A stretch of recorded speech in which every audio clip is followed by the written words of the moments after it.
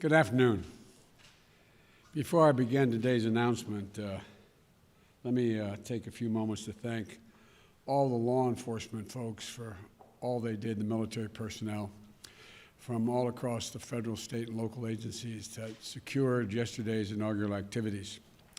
And a special thanks to the members of the National Guard from around the country. It was an unprecedented situation. Hope will never have to be renewed again. And everyone handled with the most professionalism and duty and honor that you could be expected.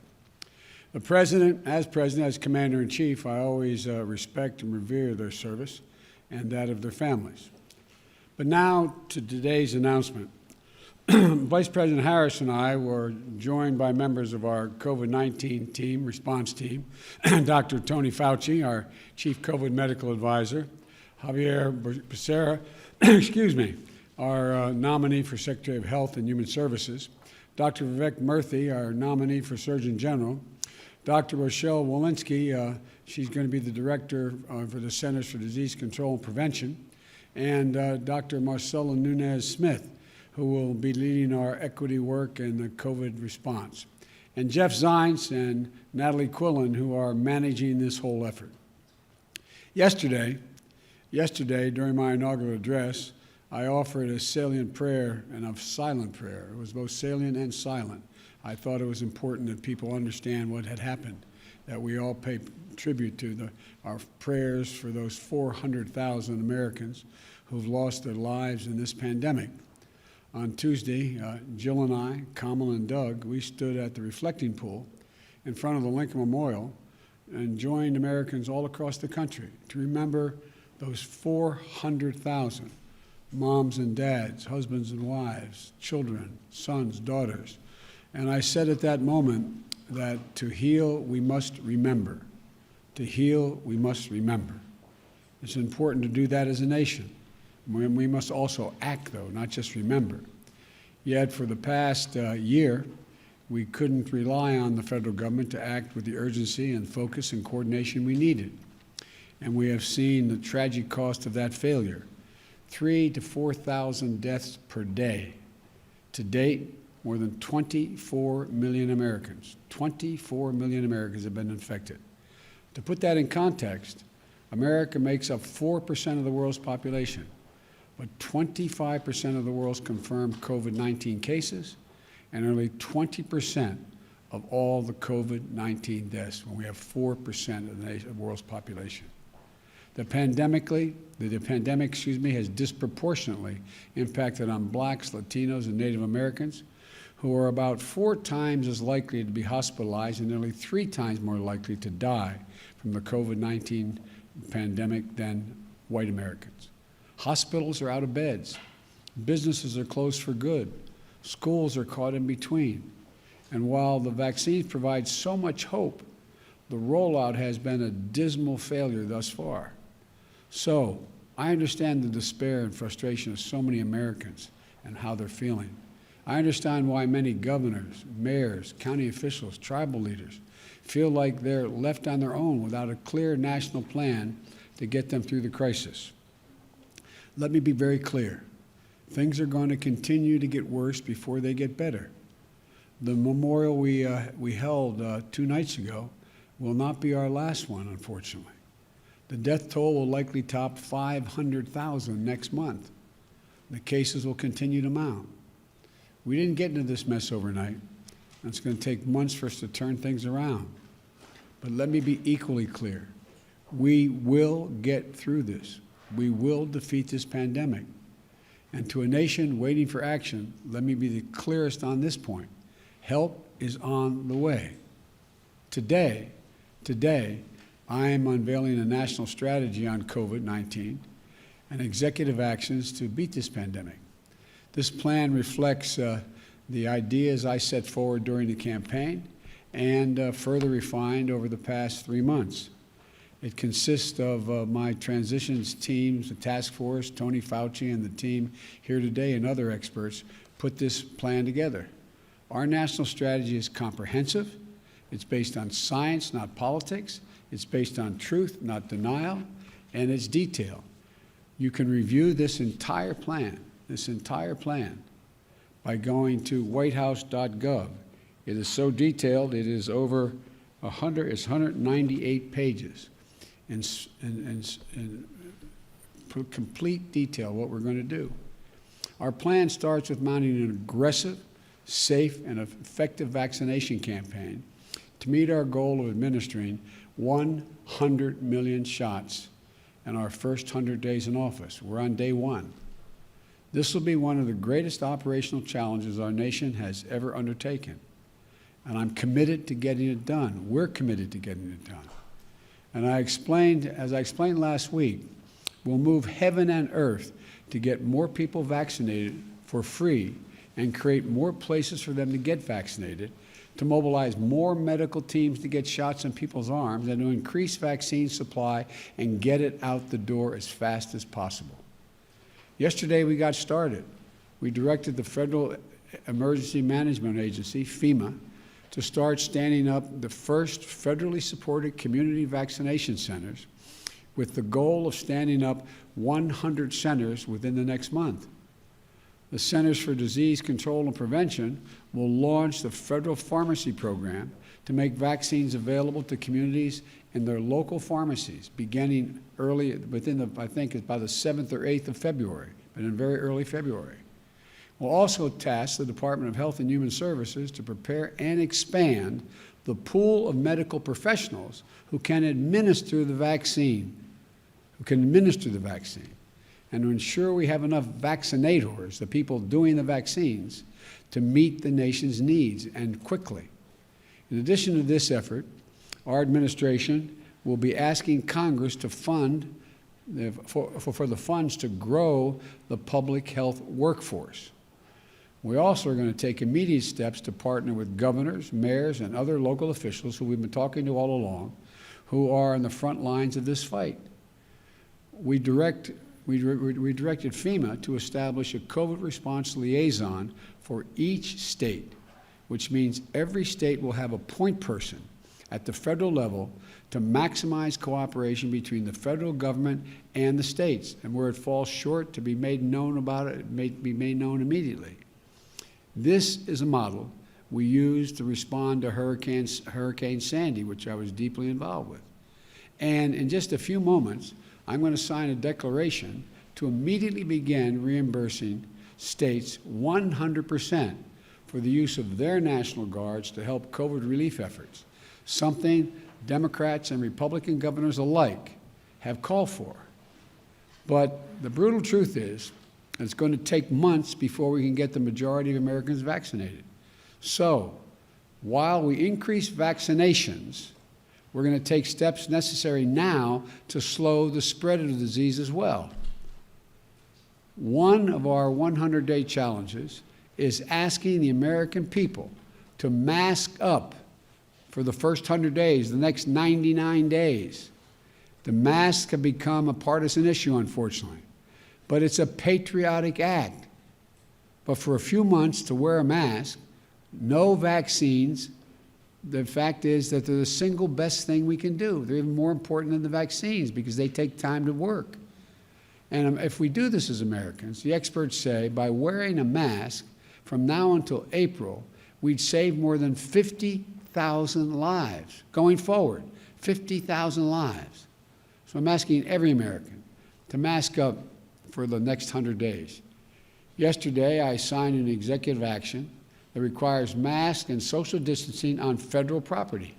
Today, we'll be signing an additional executive action to extend masking requirements on interstate travel, like on trains, planes, and buses.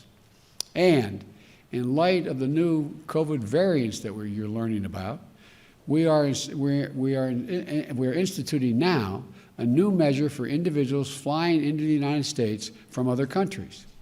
In addition to wearing masks, everyone flying to the United States from another country will need to test before they get on that plane, before they depart, and quarantine when they arrive in America. Our national plan launches a full-scale wartime effort to address the supply shortages by ramping up production and protective equipment, syringes, needles, you name it. And when I say wartime, people kind of look at me like, wartime? Well, as I said last night, 400,000 Americans have died. That's more than have died in all of World War II. 400,000. And this is a wartime undertaking. Today, I'm signing an executive action to use the Defense Production Act and all other available authorities to direct all federal agencies and private industry to accelerate the making of everything that's needed to protect, test, vaccinate, and take care of our people. Well, we've already identified suppliers, and we're working with them to move the plan forward. Now look, our strategy includes a plan to safely reopen schools and businesses while protecting our workers. Today, we're directing the Department of Education and the Department of Health and Human Services to immediately provide schools and communities with clear guidance and resources to safely reopen the schools and child care centers. We're putting, and by the way, when you do that, think of all the people who can get back to work, be able to get back to work, all the mothers and single fathers who are staying home, taking care of their children. We're going to put the full force of the federal government behind expanding testing by launching a COVID-19 pandemic testing board. This effort will ensure that we get testing to where it is needed and where it's needed most, helping schools and businesses reopen safely and protecting the most vulnerable, like those who live in long-term care facilities. And for the millions of workers, many of whom are people of color, immigrants and low-wage workers, who continue to put their lives on the line to keep this country going through the pandemic, I'm calling for the enforcement of a more stringent worker safety standards so that you are better protected from this virus while you have to continue to work to protect the rest of us. Our plan also protects those most at risk and works for everyone of all races and urban and rural communities alike. Today, I'm formalizing the Health Equity Task Force that we announced in the transition, led by the brilliant Dr. Marcela Nunez-Smith, who is going to ensure that equality is at the core of every decision we make. That includes addressing vaccine hesitancy and building trust in communities, as well as fighting disinformation campaigns that are already underway. Above all, our plan is to restore public trust. We will make sure that scientists and public health experts will speak directly to you. That's why you're going to be hearing a lot more from Dr. Fauci again. Not from the president, but from the real, genuine experts and scientists. We're going to make sure they work free from political interference and that they make decisions strictly based on science and health care alone. Science and health alone, not what the political consequences are. The Vice President Harris and I and our entire administration will always be honest and transparent with you about both the good news and the bad. We will level with you when we make a mistake. We'll straight up say what happened. And I said at the outset, the honest truth is we're still in a dark winter of this pandemic. It's going to get worse before it gets better. It's going to take many months to get where we need to be. Progress from our plan will take time to measure as people getting infected today, they don't show up as case counts for weeks. And those who perish from this disease die weeks after their exposure. Despite the best intentions, we're going to face setbacks, which I will always explain to you. But I also know we can do this if we come together. That's why, ultimately, our plan is based on unity and all of us acting as one nation. It requires families and neighbors looking out for one another, healthcare providers, and business and civic and religious and civil rights organizations, and unions, all relying together on a common purpose with urgency and purpose and resolve. It requires reasserting our global leadership, which is why I took an action yesterday for the United States to rejoin the World Health Organization and to reestablish our global pandemic office in the National Security Council. It requires Congress coming together to provide the necessary funding in the COVID relief package and the American Rescue Plan that I will soon be sending to the Congress.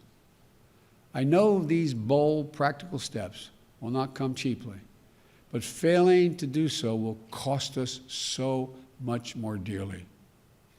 I look forward to working with members of both parties in the Congress. We're in a national emergency, and it's time we treat it like one, together with a national plan as the United States of America. As I said yesterday in my inaugural address, there are moments in history when more is asked of a particular generation, more is asked of us as Americans than other times. We are in that moment now. History is going to measure whether we're up to the task. I believe we are. The American people have given so much already, but I believe they're ready to set big goals and pursue them with courage, conviction, and honesty, because the health of the nation is literally at stake. It's not hyperbole. I'm convinced the American people are ready as well to spare no effort, no expense to get this done. What could be more important? The more people we vaccinate and the faster we do it, the sooner we can put this pandemic behind us, and the sooner we can build our economy back and build it back better and get back to our lives and to our loved ones. We can do this. We can do this if we stand together as fellow Americans, as the United States of America. So God bless those lost souls in this pandemic and their families, all they left behind. And may God bless all of you on the front lines who define the best of who we are as Americans. Thank you very much. Now I'm going to go over to this desk and sign these executive actions. But again, this is the plan. This is the plan. You can go online and get it. I know it's a lot of heavy reading, but it's all laid out in stark detail here. Thank you.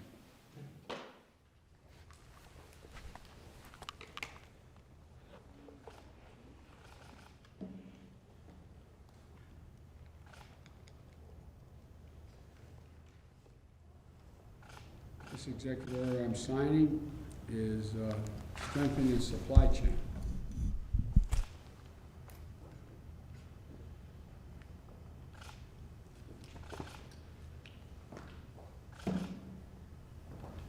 This next one is keeping workers safe. How to do that.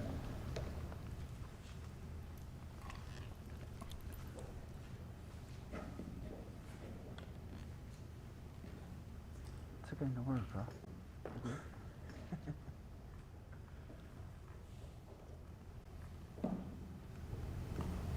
This next one is ensuring equitable response.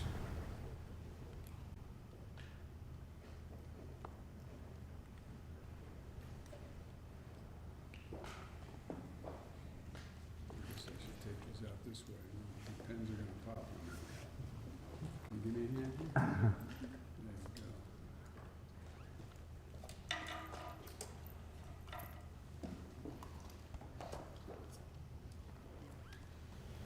go. This next one is what I referenced about traveling in America. This is the promoting safe travel.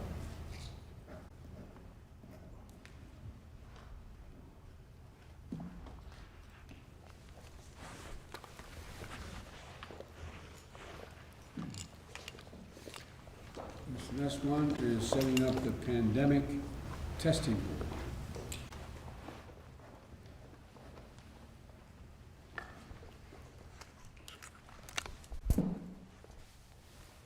Thank you. This next one is studying the Safe Schools Initiative.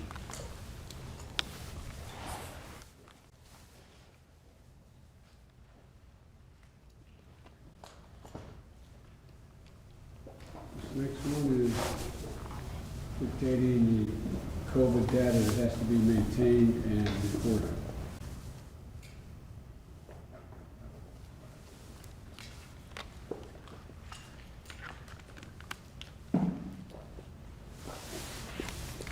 Next one is making sure that the National Guard and FEMA support is available.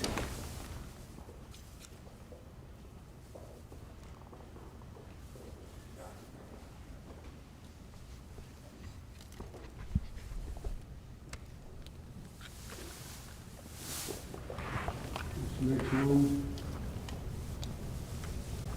relates to expanding access to care and treatment for COVID-19.